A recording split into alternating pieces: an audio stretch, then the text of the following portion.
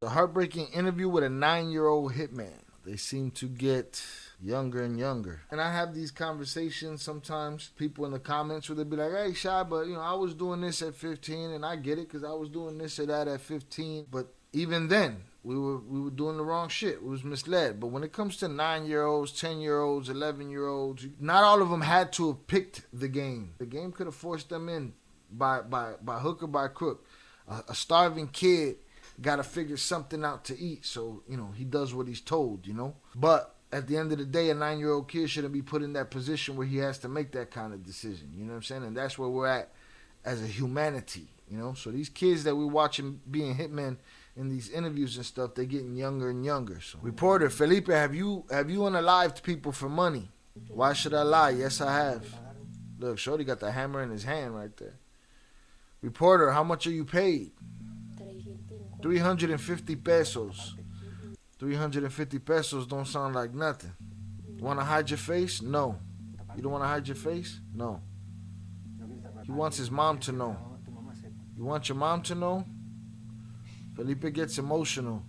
Reporter, Felipe, you want us to stop? No. Are you sure? While growing up in Colombia, okay, we taking a trip to Colombia. While growing up in Colombia, Felipe never experienced affection, being physically and mentally abused by his own mother every day. So again, another child we see set up from the jump. The extent of the abuse was so bad that Felipe was forced to leave his mom and become homeless on the ruthless streets of Colombia. At only 9 years of age, Felipe quickly turned to hard rugs and eventually earned a living by becoming a contracted unaliver for local gang. In a heartbreaking interview with a small news station, Felipe recounts his current struggles with his life, unaliving people, and the lack of love and attention shown by his mom. He's a baby. Want to hide your face? No. You don't want to hide your face? He wants his mom to know. You want your mom to know? Yes. Holds back tears. It's been 3 years since I've seen my mom. Why can't you? There's a lot of reasons. So many reasons. If you were in my place, you'd understand why I am who I am. Why I'm like this. Why I'm homeless. Why my brother's in jail. So many reasons you'd understand if you were in my place. But despite everything, I feel like a man. I keep living alone. I always feel like crying. I feel like crying because I feel like an unaliver at such a young age. I'm too young to be involved in stuff like this. I wish I had a different life, not this one. A life where no one says, look, he's the one who robbed me. Let's unalive him. Felipe, have you unalived for money? Why should I lie? Yes, I have. How much are you paid? 350 pesos. Felipe, do you recognize your targets? How do you recognize your targets? How do I know? Because I'm given photos. They give me information. They give me their home addresses. Unaliving isn't so easy because your hands shake a lot. To do this job, you have to be a person that is a piece of shit and that has a heart of stone. When I point my gun and the way I do it, he nods no. Do you have a heart of stone, Felipe? Well, I don't think mine is made of stone. Because when they've unalived people I love, I forgave them. Rugs take on a bad road because if you don't do rugs, your mind goes crazy. And until you consume some, you just can't relax. You get me? If you don't use rugs, you can't find peace. Especially when you decide to rob, unalive, or whatever it is you do. My little sister was unalived. I think that's why I'm like this. I'm just so angry. Why did they have to take her life? Why wasn't it me if I'm the one doing bad things?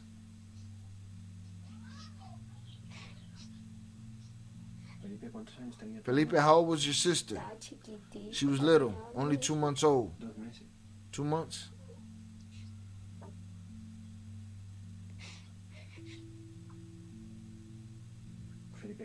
Felipe, do you want us to stop?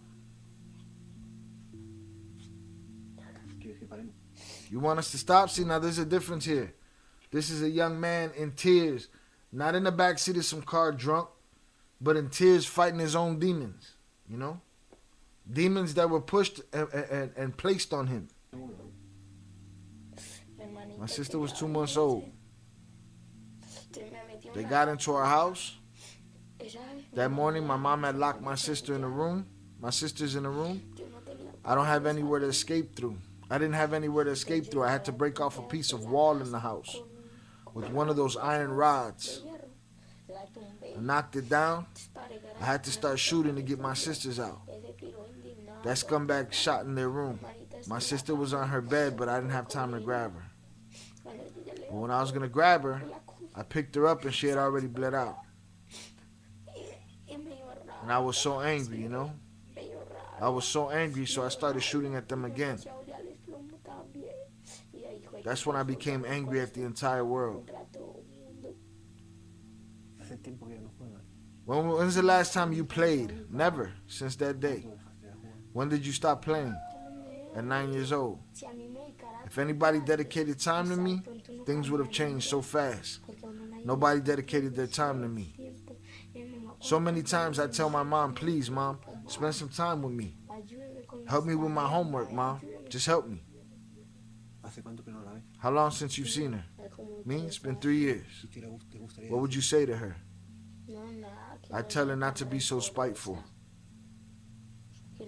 To not be so spiteful and don't take it out on my other siblings. That if she wants to fight so bad, do it with someone else. Why her own children? At age 25, Felipe is alive today, but he still lives the same criminal lifestyle. Also said 350 Colombian pesos is less than 10 cents in the U.S. So he murked you for 10 cents. Shit. Footage of Felipe's arrest for several armed robberies made news headlines in Colombia. So he's 25 years old. So this kid done survived all kind of shit, all right? Just in what we saw up to this time, when he's maybe, I don't know, 10, 11, 12 years old. Because he said he stopped playing when he was 9. Even at this point right here, Shorty's broken into pieces and has already survived all kind of shit. A shootout where his 2-month-old sister was unalive. Like, he survived all these things, and to live on to 25, the shit that he must have seen, you know what I'm saying? But he has to be like a goon super soldier right now. He has to be. He's born and bred for it. He was raised to be an unaliver. Now I'll tell you a common theme that I see between him and Ponchi's, like, he wanted to speak. He had to get this out of him. They both, to me, felt anxious to let it go, to talk about it, to let it out. Him not wanting to hide his face, him wanting to, you know, show his mother what he's become. Him telling the truth, saying, hey, why should I lie? I'll tell you the truth. Same with Ponchis. They grabbed Ponchis. He didn't fight back. There was no struggle as far as verbally. They asked him questions. He answered them matter-of-factly. So both of them seemed very anxious to get it off their chest. That's one thing I see. Another thing you see is you see a coldness mixed with a vulnerability. I mean, he's all over the place, you know. Has the wherewithal to understand that his heart isn't made of stone because he has forgiven. Like, these are profound things for very, very, very young men, but it's because of the situation they're in and what they're having to get through. He wants to let it out.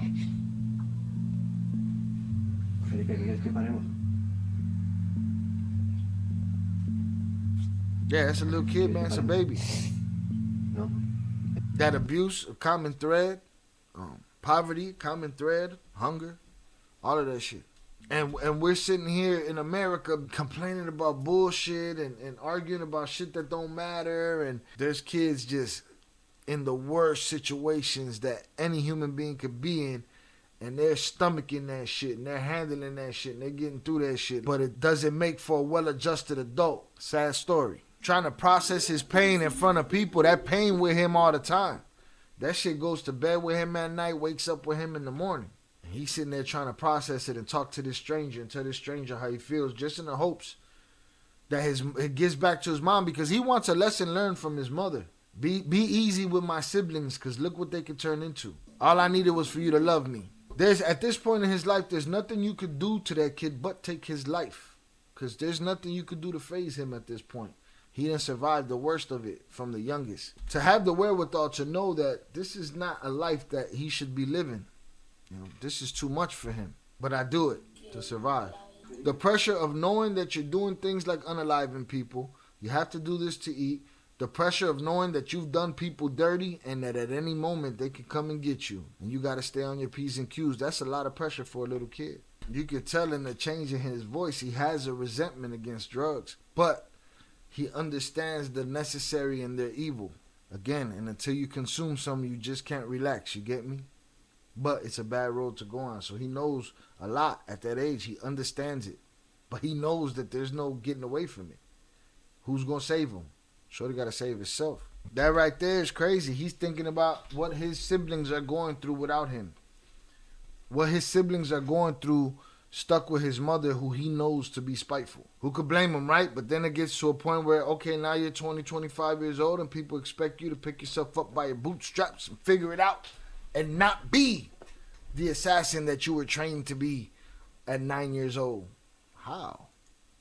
What programs you got in place to help me with that? Oh, you ain't got none?